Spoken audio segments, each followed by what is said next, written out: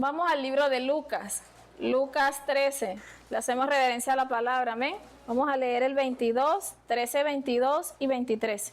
Leemos bajo la bendición del Padre, del Hijo y del Espíritu Santo de Dios. Amén. Amén. Pasaba Jesús por ciudades y aldeas, enseñando y encaminándose a Jerusalén. Y alguien le dijo: Señor, ¿son pocos los que se salvan? Y él les dijo: esforzaos a entrar por la puerta angosta, porque os digo que muchos procurarán entrar y no podrán. Vamos a orar, amén. Padre, en el nombre de Jesús, te seguimos dando alabanza, gloria, honra, Señor, porque tú eres Rey de Reyes y Señor de Señores, Padre. He aquí tu palabra, Señor. Habla nuestras vidas, Señor. Reprende lo que se quiera oponer contra ella y prepara los corazones, Padre, para que podamos recibirla, Señor. En el nombre del Padre, del Hijo y del Espíritu de Dios. Amén y amén. Le brindamos un aplauso al Señor, amén.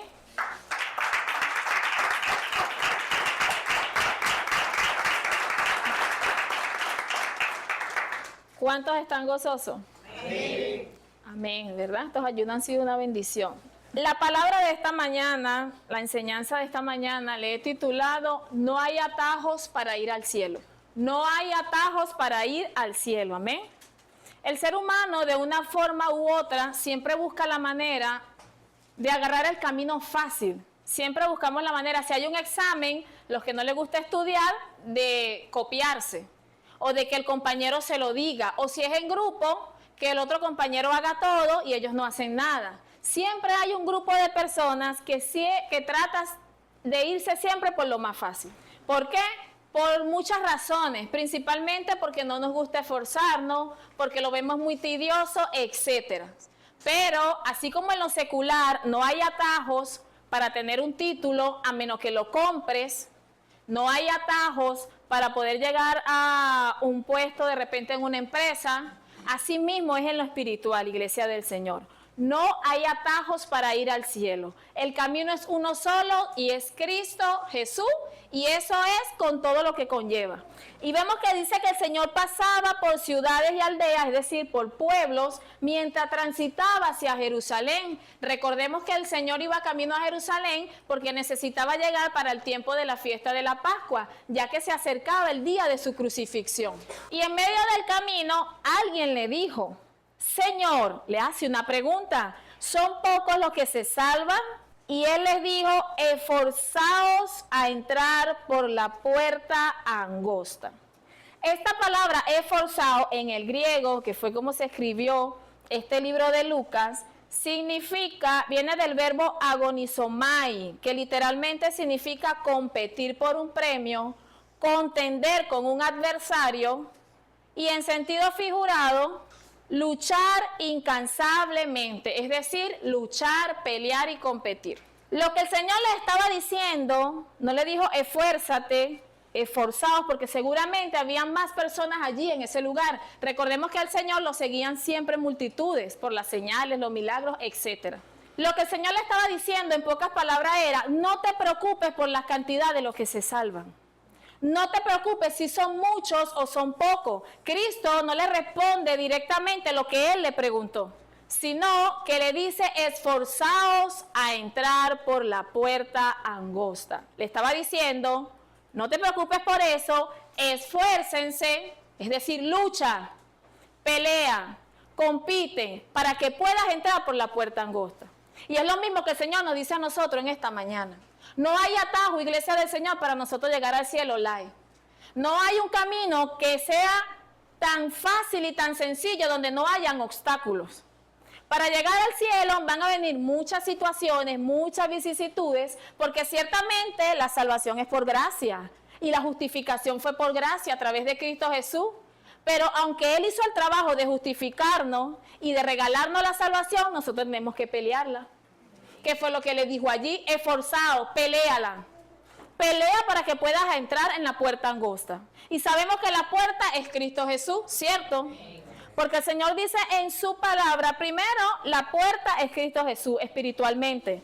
Pero de manera figurada se refería a la puerta de una gran ciudad. Y si nosotros lo llevamos en sentido espiritual, esa gran ciudad, ¿cuál es? La Nueva Jerusalén. Ve todo lo que hay en un pequeño versículo, que parece quizás tan pequeño, una palabra tan simple como esforzaos y el significado tan amplio que eso tiene. Y así es para cada uno de nosotros, iglesia del Señor. No podemos pretender que llegamos a los pies de Cristo y que todo va a ser fácil, que todo va a ser light, no. Porque el mismo Cristo nos dio ejemplo de padecimiento, para Él está sentado a la diestra de Dios Padre Todopoderoso. Pero parece que en determinados momentos a nosotros se nos olvida eso. Y es normal, somos humanos, ciertamente tenemos temores, tenemos muchas veces dudas, pero el Señor quiere que entendamos que hay una palabra que es esforzarse. ¿Contra qué vas a luchar? Vamos a desglosar lo que significa la palabra. Luchar. ¿Contra qué vas a luchar? Primero contra nosotros mismos. Contra el viejo hombre que cada día quiere levantarse a través de nuestras concupiscencias para hacernos llevar al pecado. ¿Contra quién vamos a contender? Contra el adversario, que el Señor lo reprenda, que día a día busca la manera de hacernos caer. ¿Contra quién vamos a competir? No es contra el hermano, si yo canto más bonito, predico mejor o él predica mejor, no. Vamos a competir porque acuérdate que a nivel mundial es una sola iglesia. Y muchos entran en esta carrera, pero no todos llegan al final. Y por eso lo relacionan con una competencia. No es competir contra mi hermano, es que es una carrera, es que es una batalla que día a día tenemos que lidiar. Y el objetivo es la meta. El objetivo es llegar al final. ¿Y el final cuál es? La vida eterna, la nueva Jerusalén, la salvación de nuestras almas. Que para el mundo parezca falacia, es aceptable, ellos no conocen, pero ya a nosotros se nos ha sido revelado el Evangelio de Cristo Jesús. Por lo tanto, tenemos que batallar, tenemos que luchar. Yo sé que hay momentos donde el enemigo se nos levanta, nos pone en situaciones de enfermedades, o nos puede poner de repente, nos quiere amedrentar en las noches, se nos monta encima, nos quiere ahorcar, y cantidades de cosas nos puede hacer, o usar al que usted menos se imagine, pero tenemos que batallar. Batalla con el pecado que día a día se quiere levantar para que lo sigas cometiendo. Lucha contra el viejo hombre que se quiere vivir levantando cada día. A veces es mejor morderse la lengua, que te duela y no te van a quedar ganas de hablar, que decir cosas que de repente vayamos a ofender al Señor.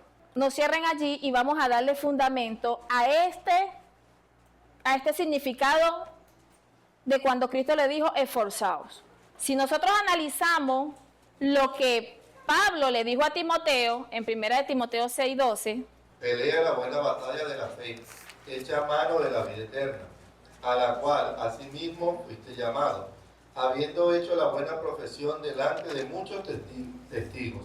pelea la buena batalla de la fe, echa mano de la vida eterna. Y esa palabra pelea es el mismo verbo en griego agonizomai, que era lo mismo que le estaba diciendo el Señor a aquel que le preguntó. Pelea la buena batalla de la fe, Timoteo, y echa mano de la vida eterna. En pocas palabras, resiste, avanza, no te dejes vencer, porque la meta es la vida eterna. Y era lo mismo que el Señor le estaba diciendo a aquellos que le estaban preguntando. No hay atajo al cielo. Tenemos que pasar por diferentes situaciones. No nos gusta. Y a veces le preguntamos a Dios por qué. Pero tenemos que pasarlo. Lo importante es que no vamos a estar solos. No vamos a estar solos porque el Señor está con nosotros. Que a veces no se nos hace fácil, pero el Señor va a estar con nosotros. Y lo sé porque es así. Dios está con nosotros. Lo primero que tenemos que hacer cuando se nos presente algo es clamar la sangre de Cristo. Señor, cúbreme con tu sangre. La sangre de Cristo tiene poder. ¿Por qué? Porque el enemigo va a buscar de poner duda en medio de lo que Dios permita que suceda. Va a querer poner de que tú dudes y que en ese momento te entre miedo, te entre temor o reacciones de la manera incorrecta. Y tenemos que entender, más que todo en estos servicios que estamos llevando, de que el enemigo se ha levantado y se va a seguir levantando, que el Señor lo reprenda. Porque la meta de Él es hacernos caer. Pero el trabajo de nosotros es echar mano de la vida eterna. Pero no hay atajo, grábate eso. No hay atajo y lo entendí. Señor, es verdad, no hay atajo. No podemos pretender llegar al espacio sin pasar por las estrellas. No podemos. No podemos. No se pueden cambiar las reglas del juego. Las reglas son esas. Para llegar a donde está el Señor, a tener una vida eterna, tenemos que pasar por muchas cosas. Pero no vamos a estar solos. Amén. ¿Qué dice Juan 10:9? ¿Qué dijo Cristo? Yo soy la puerta. El que por mí entrare será salvo, y entrará y saldrá y hallará pastos. Confirmación de que el único camino es Cristo Jesús. Pero vemos en Lucas 13 que le dice una palabra que es angosto. Dicen que en Jerusalén hay una puerta de un lugar turístico donde van a visitar, dicen que mide 1,5 metros. Para las personas poder entrar allí, tienen que agacharse para poder pasar. Pero cuando pasan, dicen que es espacioso, que es muy grande el lugar y que es muy bonito. Así es el reino de los cielos. Yo no voy a entrar amorochada con Mariceli. Quítate, que yo voy, que vamos las dos, que vamos a pasar. No, es individual. Individual. Y lo digo con base porque el Señor una vez me mostró esta puerta. No sé si era exactamente esa, pero me mostró una puerta estrecha y había una persona vestida de blanco con un cinto morado en la cintura que centellaba, su piel centellaba. Y abrió una puerta muy angosta, muy angostica. Y las personas que pasaban, yo no le podía ver el rostro, pero iban vestidas de blanco, con el rostro tapado, vestidas de blanco. El rostro no se me fue permitido vérselo. Iban vestidos de blanco, un blanco que resplandecía. Y ellos no podían pasar de 2 en 2, pasaban de uno en uno. Y yo recuerdo que cuando la persona que estaba allí me hacía la invitación y abría la puerta, lo que a mí me sorprendía era lo angosta que era. Y así es el camino del Señor. Ahí no va a entrar todo el mundo. Ahí no va a entrar el que le dé la gana de entrar, no. La salvación es para todos, pero hay unos requisitos. Porque los mismos apóstoles pasaron por muchas cosas para poder heredar la vida eterna. Y aún así no se amedrentaron. Seguramente en algún momento de repente sintieron temor, eran humanos, no eran extraterrestres. Pero aún así se mantuvieron. ¿Y por qué nosotros muchas veces nos acobardamos? ¿Por qué muchas veces nos acobardamos cuando nosotros se supone que tenemos el Espíritu Santo? Cuando nosotros se supone que no tenemos cable pelado, cuando se supone que estamos caminando en la medida de lo que podemos en rectitud delante del Señor, ¿por qué nos acobardamos cuando vienen las situaciones? Porque muchas veces en vez de avanzar retrocedemos. El Señor no quiere que estos ayunos queden hasta aquí. El Señor quiere que lo que Él está haciendo en cada uno de ustedes y en mí sea para nosotros esforzarnos cada día más. Y esa palabra con todo lo que incluye su significado. Para que nosotros tengamos la fuerza para batallar, para pelear, para luchar, para avanzar. Y no que cuando venga algo nos olvidemos de que venimos de 21 días de ayuno. Nos olvidemos de que el Señor en esos 21 días de ayuno nos fortaleció. A muchos lo va a bautizar en lengua, a muchos lo va a usar. Gloria a Dios. Pero no podemos olvidar que todo eso es añadidura para que podamos seguir siendo esforzados. Amén. Esforzados.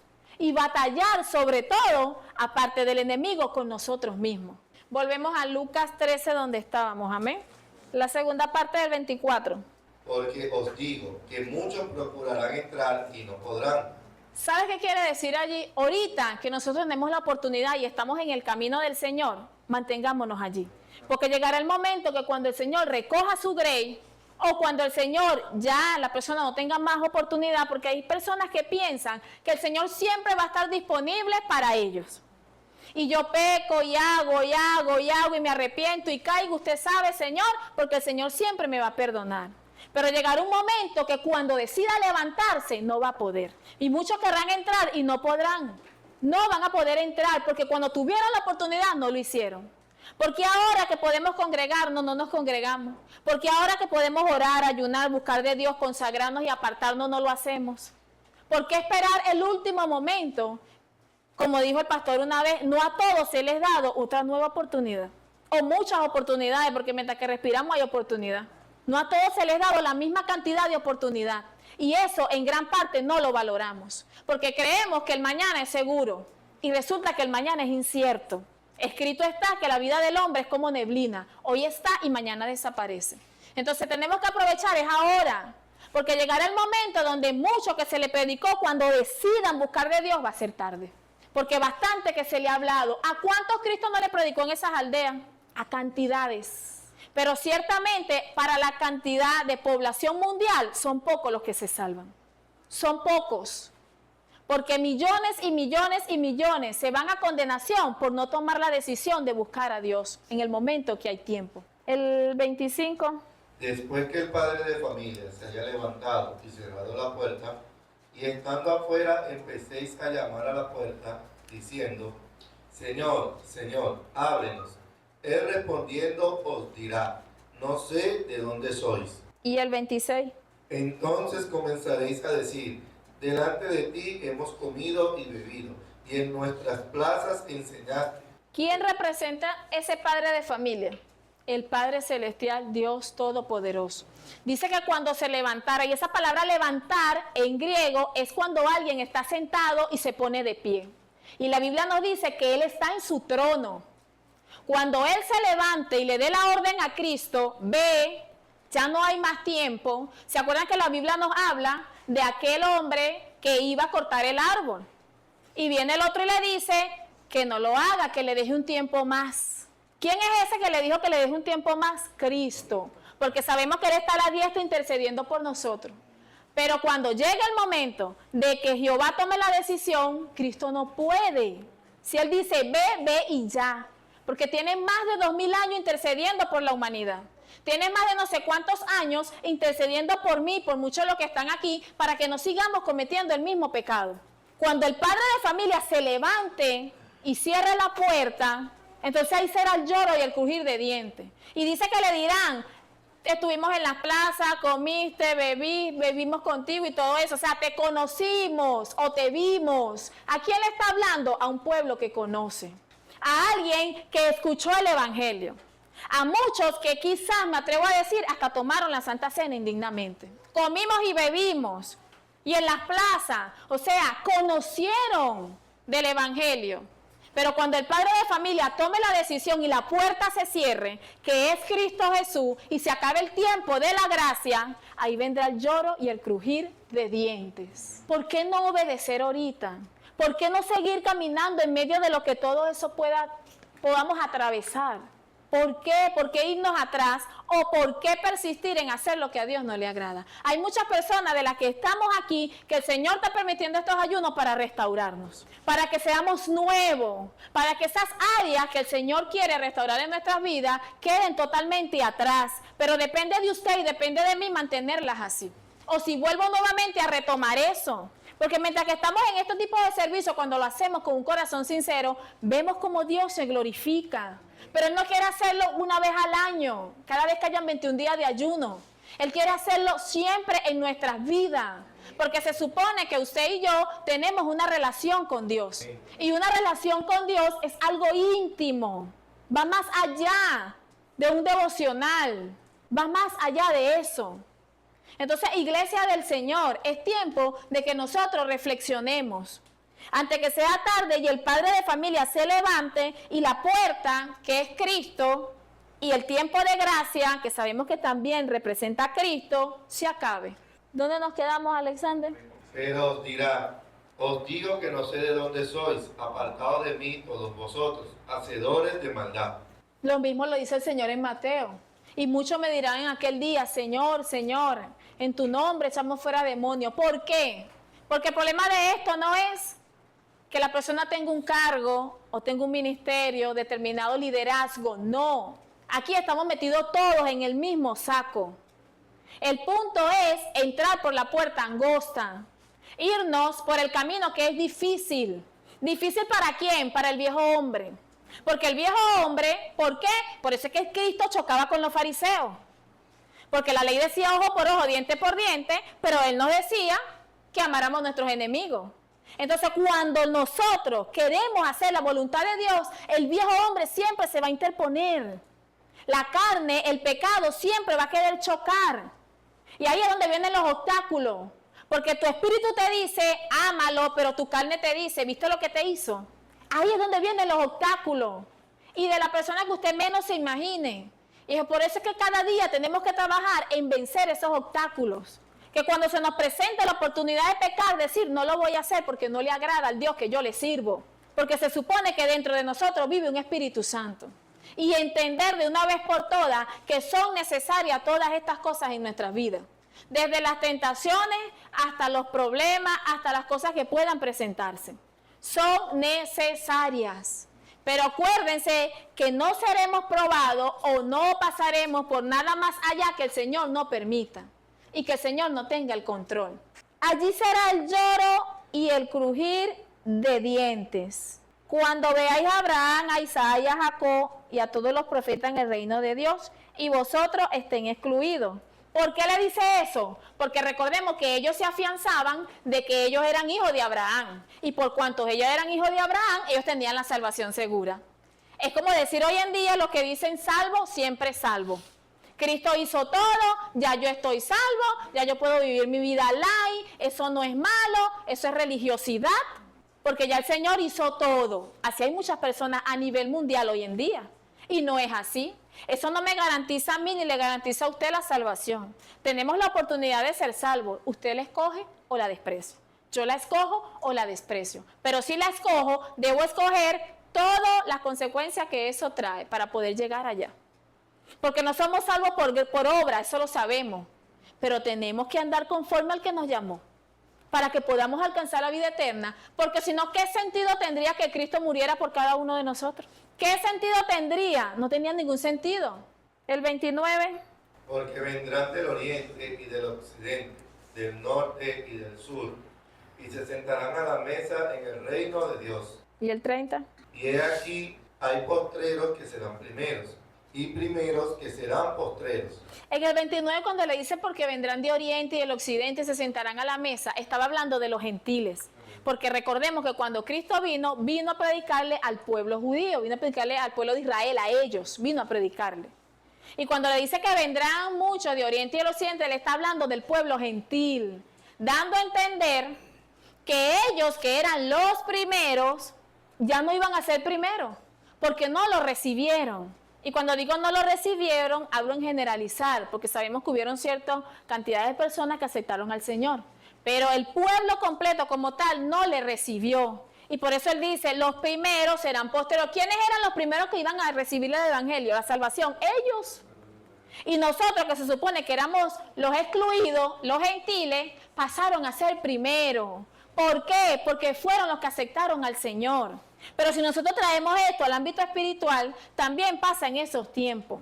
Personas que pueden tener años en el evangelio y llega el arrebatamiento y se quedan. Personas que pueden tener años en el evangelio, pero no viven una vida recta delante de Dios y está en riesgo su salvación. Si se mueren en esa condición, no, pero es que la Biblia dice que lo que es de Dios nadie se lo quita. Bueno, síguese agarrando de allí, siga pecando y cree usted que cuando usted le toque la hora de morirse, si se muere de imprevisto, usted se va a ir para el cielo, pues. Porque es una insensatez pensar de esa manera. Porque si lo hizo con el pueblo de Israel, ¿qué quedará con nosotros? ¿A quién escogió primero? ¿A quién escogió cuando vino a predicar aquí a la tierra? Al pueblo de Israel. A él fue el primero que vino. Porque cuando se le acercó la mujer que le dijo, no me es permitido darle el pan a los perrillos, le estaba hablando de que él vino fue por el pueblo de Israel a predicarle.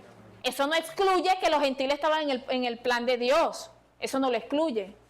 Pero no podemos agarrarnos de ahí para nosotros hacer lo que mejor nos parece. Porque está en juego nuestra salvación, iglesia del Señor. Cosa tan valiosa que tenemos en nuestras manos es la salvación de nuestra alma. Mientras que respiramos y echamos chistes, no le damos importancia. Pero cuando llega un momento de pasar por una situación donde tengas que debatirte entre la vida y la muerte, ahí te vas a dar cuenta cuán importante es estar recto delante de Dios. Porque en ese momento que te quiere dar algo, o te quieres enfermar, o te puede pasar cualquier situación, accidente, tu conciencia te acusa y te dice que no estás bien delante de Dios. Y si estás bien, vas a tener paz. Y Dios te va a hacer entender que Él está contigo. Pero si no estamos bien, la propia conciencia nos va a acusar. Es así, iglesia del Señor. Y los que están aquí, que han pasado por determinadas situaciones, que se han visto en la espada y la pared, es así. Cuando llega el momento, tu propia conciencia te dice, hey, estás mal. Y entra el temor de si mueres en esas condiciones. O si partes en esas condiciones. ¿Qué pasaría con nosotros? ¿Qué pasaría con nuestras almas? Esto no es juego, iglesia del Señor. ¿Qué dijo el mismo Cristo en Mateo 7:13? Este sermón de 7:13 dicen los escatólogos que es la continuación del Sermón del Monte. Uno de los sermones catalogados por los mismos escatólogos y muchas personas que profundizan la Biblia, dicen que es el más completo. Uno de los que más deberían los creyentes enfatizarse allí para leer y vivir. ¿Qué dice Mateo 7:13? Entrad por la puerta estrecha, porque ancha es la puerta y espacioso el camino que lleva a la perdición, y muchos son los que por ella entran. Y el 14. Porque estrecha es la puerta y angosto el camino que lleva a la vida, y pocos son los que la hallan. Porque pocos son los que la hallan, porque no todos están dispuestos a pagar precio. No todos están dispuestos a pasar dificultades. Aunque la Biblia me dice a mí que el que quiera vivir piadosamente acarreará persecución, lo sabemos, pero no estamos dispuestos a hacerlo. No estamos dispuestos a hacerlo. Y lo que nosotros pasamos prácticamente es una picada de zancudo. Porque si nosotros vemos lo que pasa en otros países, es tremendo. Es tremendo lo que viven muchos creyentes en otros países. La puerta estrecha, iglesia del Señor, tiene obstáculos. La puerta estrecha, iglesia del Señor, hasta tu familia puede odiarte. Dios puede permitir cualquier cosa en tu vida. Pero el punto está no salirte del camino. Que en medio de los obstáculos te sigues guardando, en medio de los obstáculos te sigues santificando, te sigues apartando del mal, te esfuerzas, peleas, luchas por agradar a Dios. Y el final de todo ese trayecto va a ser la vida eterna. Pero la puerta ancha, y muchos son los que entran por ella, ¿cuál es? Lo que parece fácil, donde no tengo que esforzarme, donde no me exigen mucho y yo puedo hacer lo que mejor me parece, pero igual Dios está en mi corazón. Esa es la puerta fácil. La falacia que viven la mayoría de los cristianos evangélicos. Donde yo puedo hacer y deshacer y Dios está conmigo. Pues déjame decirte que no, Dios no trabaja así. Porque el pecado para Dios es inmundicia. Para Dios el pecado es inmundicia. Nuestro pecado delante de Dios hiede nuestro pecado delante de Dios. Por eso Él nos dice, sé santo porque yo soy santo. Y Dios no le gusta, no le agrada, no comparte el pecado. Y por eso nos pide a nosotros que luchemos y peleemos por entrar por la puerta angosta. Muchos estuvimos en la puerta ancha de lo que estamos aquí. ¿Qué nos dejó? Siéntese a pensar un día, ¿qué le dejó la puerta ancha? ¿Lo hizo millonario? ¿Le dio un edificio? ¿Qué le dejó la puerta ancha? ¿Qué nos dejó? Nada. No nos dejó nada, iglesia del Señor. Y hoy en día estamos aquí en su camino. Esforcémonos por andar en la puerta angosta que es Cristo Jesús, donde el Señor nos exige para nuestro bien. Yo analizaba esta semana, y lo voy a decir públicamente, la predicación del martes, y yo lo analizaba y yo decía, Señor, ¿qué hay de malo en que usted nos diga en su palabra y por medio del que usted pare aquí en el púlpito, santifícate, perdona, guarda? ¿Qué hay de malo en eso? No hay nada bueno, para mí no hay nada de malo, no sé para usted. Porque eso me dice a mí que esa persona que Dios está usando para hablarme, quiere que yo también me vaya al cielo. Amén. Si yo pregunto aquí, ¿quiénes de ustedes quieren que su familia se vaya al cielo? Todos van a decir yo. Esa persona que Dios pone aquí también quiere que nosotros nos vayamos al cielo. Y eso tenemos que entenderlo. Y yo lo analizaba porque lo voy a decir, sí lo analizaba, Señor. Y analizaba. Y yo decía, ¿pero en qué? ¿En qué? No podemos decir que el Señor nos ha engañado a nosotros. Porque en su palabra está escrito lo bueno de la obediencia y lo malo de la desobediencia. Lo bueno de servirle a Él y lo malo de apartarnos de Él. Él no nos ha engañado. Y nosotros lo que hemos recibido dentro de este lugar, y no ni siquiera lo digo por mí, hablo en todos los que han llevado el mensaje de la palabra. No voy a hablar del que me ha tocado llevar a mí, en todo lo demás. El Señor lo que nos ha instado es a guardarnos y a santificarnos. Nunca nos ha dicho, peca. Nunca nos ha dicho, haz lo que te da la gana. No, al contrario, guárdate, santifícate, esfuércese. Quiere humillación, quiere unidad. Mira lo que pasó el jueves. Eso fue de bendición lo que sucedió el jueves. La gloria y honra sea para Dios. Entonces, donde yo analizaba todo esto. Yo decía, Señor, es verdad, Señor. Tú no nos has engañado en ningún momento. Engaño es aquel que te dice, Dios mira el corazón. Tú puedes tomar, tú puedes bailar, tú puedes hacer lo que te da la gana. Ese sí te engaña. Ese sí te está mintiendo y en tu cara y con la Biblia. Pero a ese sí escuchamos. Pero al que nos dice la verdad, aunque nos duela y nos confronte, a ese no lo queremos. A ese no lo queremos. Y resulta que ese es nada más y nada menos por su palabra, el propio Cristo Jesús. Preocúpate cuando lo estés haciendo mal y el Señor, supuestamente el Señor te eche flores. Y te diga, sigue así y tú sabes que lo estás haciendo mal, preocúpate. Pero si el Señor nos insta a mejorar para Él, eso es una bendición. Es una bendición decirle a Dios, Señor, corrígeme y endereza en mí lo que esté torcido. Porque ahí hay sinceridad y hay deseo de ir al cielo.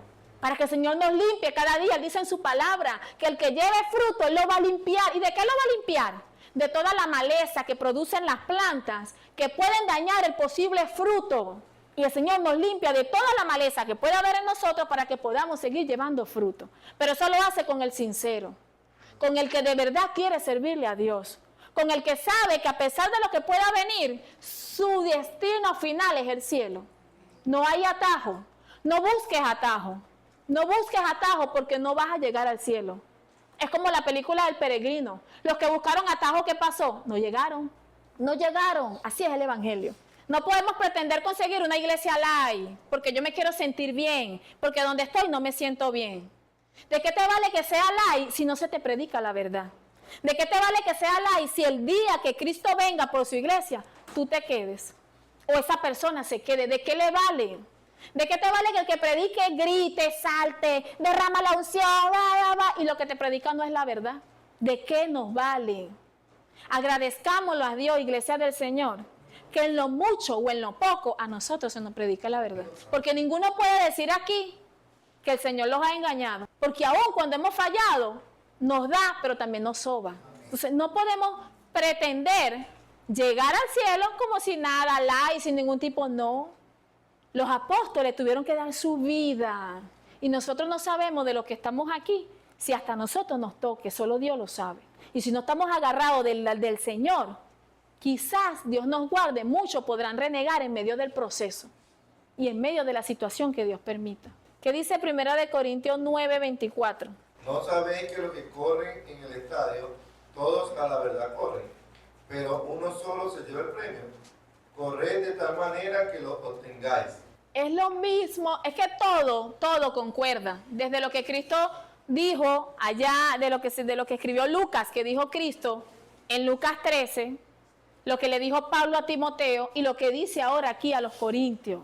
Y él se lo asemeja, por eso dije que esa palabra también significa competencia. Se lo asemeja a la competencia de los atletas cuando van corriendo. Y cuando yo era joven, yo corría. Y eso es tremendo, cuando tú vas corriendo, primero los rieles son súper pequeñitos por donde vas corriendo. No te puedes desviar para acá porque quedas descalificado. Si pisas la raya de tu compañero, quedabas descalificado. No sé cuáles serán las normas en estos tiempos, pero en ese tiempo, en mis años, era así. En mis tiempos era así, quedaba descalificado. Y yo recuerdo que yo a mi manera siempre le pedí a Dios. Y yo recuerdo que era como, yo decía que era prácticamente imposible correr y que no fueras a desviarte para este lado. Y cuando yo leía esto, tiempos atrás, y ahorita que lo volví a leer, dije, es verdad, Pablo lo compara como una competencia. Todos estamos corriendo esta batalla, ¿verdad que sí? Todos. Y en el sentido literal, en el sentido del deporte, ellos todos corren. Pero cada quien corre por su objetivo personal. Y el objetivo personal de cada uno es la meta. Pero cada uno va a correr según el anhelo y el deseo que tenga de llegar a esa meta. Es así, aquí estamos todos. Pero no todos estamos corriendo igual. Hay unos que corren y así se les salga el zapato, sigue corriendo. Hay unos que corren pero se les medio sienten un dolor en el tendón y dejan de correr. Hay unos que corren y mientras que van corriendo se caen y dan vuelta y no se paran más. Mientras que hay otros que sí avanzan. No todos estamos corriendo igual. Y no todos tenemos las mismas ganas de llegar a la meta. Es la verdad. Habrá un grupo que tiene muchas ganas de llegar a la meta. Pero ya hay grupos que se han desanimado de llegar a la meta porque la ven lejos. Se cansan, como dice el varón. Se cansan en el camino. Y él, el apóstol, le decía, corráis de tal manera que lo tengáis. Llévate lo que te tengas que llevar por el medio. Espiritualmente. No quieres ayunar tú, eso es problema tuyo, yo sí voy a ayunar. No te quieres congregar tú, eso es problema suyo, yo sí voy a congregarme. Tú no quieres dejar de seguir peleando, yo voy a poner mi parte, yo no estoy discutiendo contigo. Ay, di lo que tú quieras, cállese la boca. Usted le va a agradarle a Dios cuando Dios vea ese esfuerzo que usted está haciendo en dejar de hacer lo que hacía para agradar a Dios. Y ahí vas corriendo, y vas corriendo, y vas corriendo. Y cada zancada que nosotros demos, venciendo un obstáculo, vamos a seguir avanzando hacia la meta. Y el enemigo va a seguir poniendo obstáculos. Y va a seguir poniendo obstáculos y Dios los va a permitir a ver qué vamos a hacer nosotros. Si nos detenemos y le decimos al referee, ya no puedo más, a Cristo, o si seguimos avanzando. Porque si usted ve en las competencias, El que está encargado de eso, él nunca le dice, párate, párate, no. Sigue, tú puedes, así el hombre esté sangrando con los golpes del boxeo, sigue, levántate, porque ese es el trabajo de él, que él llegue al triunfo, y el trabajo del Espíritu Santo es que nosotros lleguemos al cielo. Amén. Y es lo que el Señor quiere que nosotros entendamos, iglesia del Señor. Nosotros no nos imaginamos cuánto Dios nos ama. Dios te ama, sí, yo sé, pero no nos imaginamos. Si lo imagináramos tan siquiera, la mayoría, de verdad nos esforzáramos por llegar a esa meta, que no es cualquier cosa. Hay un versículo donde el Señor le decía, fórzalos a entrar. Y ese fórzalos a entrar es, insiste con amor. Insiste, sé insistente. Pero Dios no te va a obligar. Nosotros lo forzamos a entrar. El pastor nos forza a entrar. Ese forzar no es que a juro, no. Busca el significado en griego, es insiste con amor. Es insistencia. ¿Y cuál es la insistencia que el Señor nos hace? Busca de Dios, hijo. Suelta el pecado. Congrégate, esfuérzate, lucha, avanza, pelea. No tengo ánimo, te doy un poquito de aire. No tengo ánimo, oro por ti. No tengo ánimo, te paso a orar. No tengo ánimo, te doy una responsabilidad. Y ahí nos va el Señor forzándonos a través del pastor o de la persona encargada para que avancemos. Pero a veces somos tan inmaduros que de repente... Yumailín, te tocó ahora a las 5:30. Se me puso ahí para que yo no me fuera. Me puso ahí por ponerme. No. Dios lo tocó para que te forzara. Para que te animara. Para insistir en ti. Porque así como el Señor manda a los líderes a que nos force a entrar, así el Señor nos fuerza a nosotros a entrar. Nos anima. A veces le hemos hecho mal y el Señor nos consuela. Yo estoy contigo. Olvídate de eso. Yo te perdoné. Ahí nos está forzando a entrar. Fórzalos a entrar, pero no te va a obligar. Ni te va a obligar a ti, ni me va a obligar a mí. ¿Dónde nos quedamos? Todo aquel que lucha, de todo se abstiene. Ellos, a la verdad, para recibir una corona corruptible, pero nosotros una incorruptible. Todo el que lucha, competencia, pelea, esfuerzo. Una palabra, esforzados. Todo el que se esfuerza, de todo se abstiene. Y nosotros tenemos que abstenernos de muchas cosas, tanto de mirar, tanto hasta de comer, porque cuando nosotros sabemos que tenemos que cuidar el templo, tenemos que abstenernos de comer cosas que no nos hacen bien para nuestro cuerpo. Abstenernos de qué oímos, qué hablamos. Todo el que lucha de todo se abstiene. ¿Usted cree que el atleta come toda la grasa que le da la gana y después dice, no, eso yo la quemo cuando trote? No, hay una disciplina. Porque él sabe que para llegar a la meta no hay un atajo. No hay un atajo de decir, yo brinco de aquí y ya estoy allá. No, papá. Usted tiene que tener un régimen alimenticio, un régimen de ejercicio, un régimen de dormir. Tú no puedes hacer lo que te da la gana para que tu cuerpo esté en condiciones de tú llegar a la meta. Así somos nosotros. No podemos hacer lo que nos da la gana para estar en condiciones de llegar al cielo. No, pero es que yo no siento. Es que nunca vas a sentir hacer algo. Tienes que ser voluntario. De tú decidir, de verdad voy a buscar de Dios, de verdad voy a enderezarme con Dios, voluntario. Eso es lo que el Señor quiere de cada uno de nosotros, iglesia del Señor. Y por eso Él lo trae en lo secular del deporte. Sigue haciendo lo que te da la gana, nunca vas a llegar a la meta.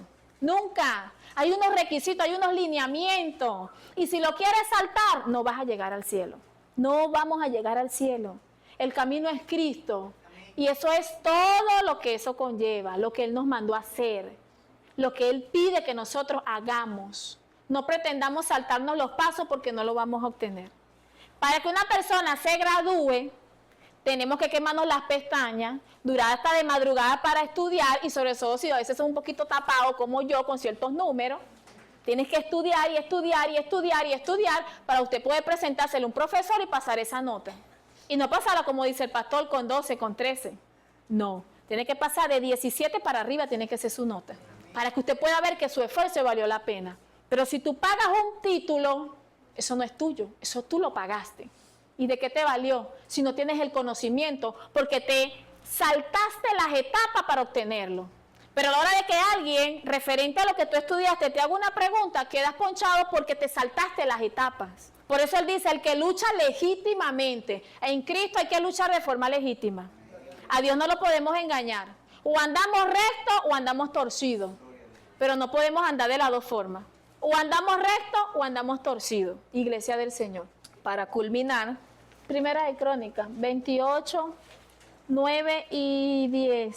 Y tú, Salomón, hijo mío, reconoce al Dios de tu padre y sírvele con corazón perfecto y con ánimo voluntario, porque Jehová escudriña los corazones de todos y entiende todo intento de los pensamientos. Si tú le buscares, lo hallarás, mas si lo dejares, él te desechará para siempre. Mira pues ahora que Jehová te ha elegido para que edifiques casa para el santuario. Esfuérzate y hazlo. Vemos como el rey Salomón, como el rey David, le da un consejo a Salomón. Y le dice que busque a Dios con ánimo voluntario, pero también le dice que si él lo deja, Dios lo dejaría. Salomón tenía todo para terminar el templo, todo. Porque David le dejó hasta los planos, le dejó David para que Salomón hiciera el templo. Él lo que tenía que hacer era esforzarse en hacer el templo y en buscar a Dios de manera voluntaria. Mientras que Salomón lo hizo, escribió Proverbios, escribió Eclesiastés. Dios lo usó de una manera tremenda. Pero también David le dijo, si tú lo dejares, Él te dejará. ¿Es porque Dios es malo? No, es que Él no va a traspasar su palabra. Su palabra dice que lo que nosotros sembremos vamos a recoger. Y no podemos pretender olvidarnos de Dios y que Él todo el tiempo va a estar ahí bendiciéndonos, bendiciéndonos, bendiciéndonos. Porque no, Él no va a violar su propia palabra. Dios no trabaja así. Y así como Salomón tenía todo para realizar el templo, usted y yo tenemos todo para llegar a la meta. ¿Qué es lo único que necesitamos? Ánimo voluntario para poder llegar a la meta. Es lo único que necesitaba Salomón. La voluntad de decir, sí, Señor. La voluntad de avanzar y con todas las herramientas, con todos los recursos que él tenía, hacer el templo del Señor. Y nosotros tenemos todo.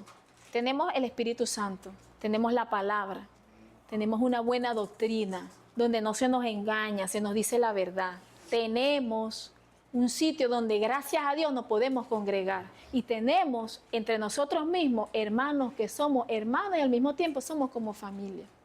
Porque yo sé que el día de mañana yo necesité algo y yo le digo de repente a Maricel y a María Esther, al mismo Alexander o a cualquiera aquí, Angélica, la misma Elizabeth.